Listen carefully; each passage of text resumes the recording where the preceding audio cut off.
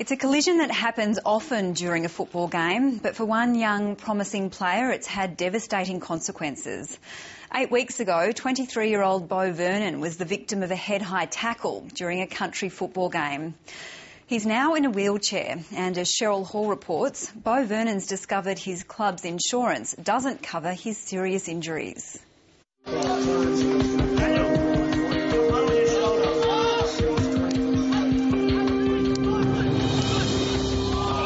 I just remember going down to pick up the ball, and as I started coming up, I was just hit flush on the head with a hip and shoulder, straight in the middle, and I went down and knew straight away that I'd done something serious.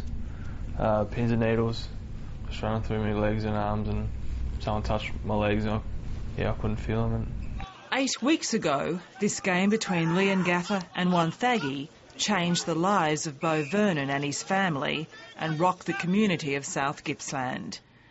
Darryl and Kerry Vernon were on holiday in a remote part of Africa when they heard their son was injured.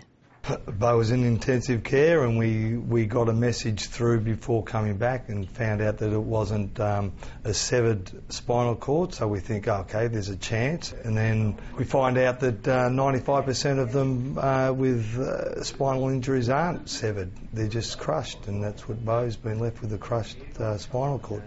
Bo Vernon was Leongatha's star midfielder, last year's best and fairest, and a former Gippsland power player. He's now coming to terms with life in a wheelchair. Got an hour of physio a day, an hour of occupational therapy, and they're just working on building the muscles that I've got, which are like my biceps and my shoulder muscles. And I'm slowly getting a little bit of wrist movement, which allows me to pick up different objects and that. So just working at strengthening those muscles at the moment. The Gippsland community and the wider football world have worked hard in the last 2 months to raise money for the family. There'd be 200 to 300 people just doing little fundraisers and being incorporated with auction nights and sportsmen's nights, etc. We've had notification from a lot of other Victorian country clubs, which they're donating their gate or rattling tins in support of Bo. So, and then we're talking about over the whole state. You know, we had one at Chuka, we had one in the Horsham area. But it would have been unnecessary if the football club had top-level insurance. Nobody be prepared for what happened.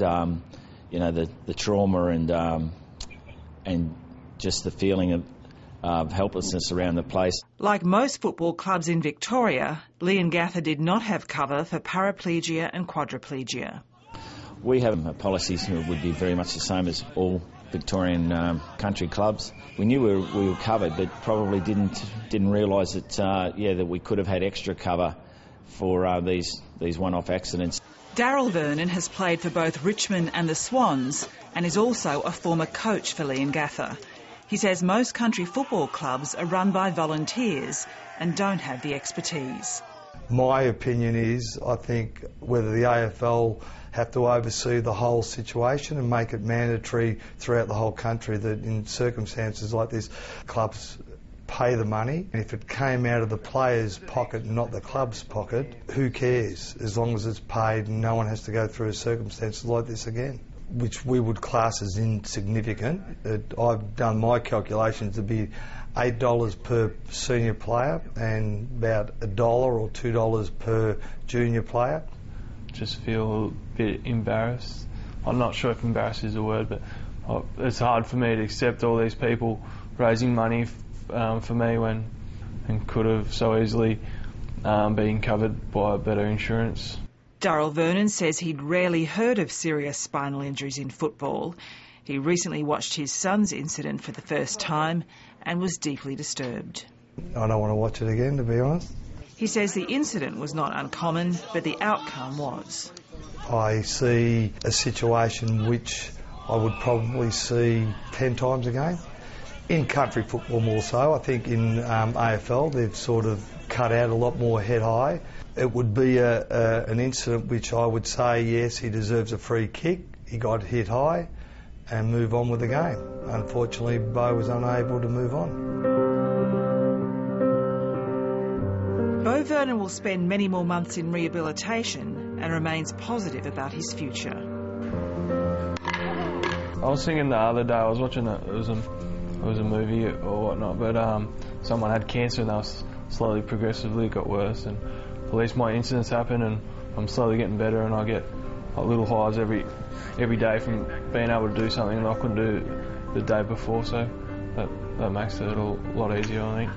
He was recently inspired when he saw Australia's Paralympic rugby team training. Yeah, I'm willing to try anything. I reckon I'll be watching the Paralympics looking for a sport for Brazil in 2016.